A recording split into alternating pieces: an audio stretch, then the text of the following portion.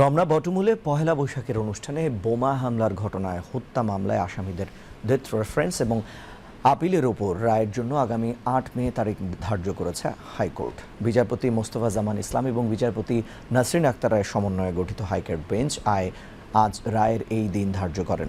আদালতে আসামি পক্ষ ছিল জ্যেষ্ঠ আইনজীবী এস.এম. শাহজাহান, সারোয়ার আহমেদ এবং মোহাম্মদ শিশির মনির, আর রাষ্ট্রপক্ষে শুনানি করেন deputy attorney general Sultana Akhtar. 2001 সালের 14 এপ্রিল রমনা বটমূলে পহেলা বৈশাখের অনুষ্ঠানে বোমা হামলা হয়। এতে ঘটনাস্থলেই 9 জন নিহত হন, পরে হাসপাতালে মারা যান একজন। এই ঘটনায় করা মামলা রমনায় বোমা হামলা মামলা হিসেবে পরিচিতি পায়। আমরা আশা করব যে আগামী 8 তারিখে মাননীয় হাইকোর্ট বিভাগ রায়ের জন্য নির্ধারণ করেছেন। সকলকেই, আমাদের আসামি যারা আছেন বিশেষ করে তাদেরকে বেকসুর খালাস দিবেন, এটি আমাদের প্রত্যাশা থাকবে।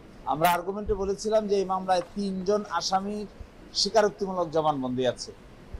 এই 3 জন আসামির স্বীকারোক্তিমূলক জবানবন্দির ভিত্তিতেই মূলত এখানে ফাঁসি দেওয়া হয়েছে 8 জনকে, আর 6 জনকে যাবজ্জীবন সাজা দেওয়া হয়েছে। এই 3 জন আসামির স্বীকারোক্তিমূলক জবানবন্দির একটার সাথে আরেকটার কোনো মিল নেই।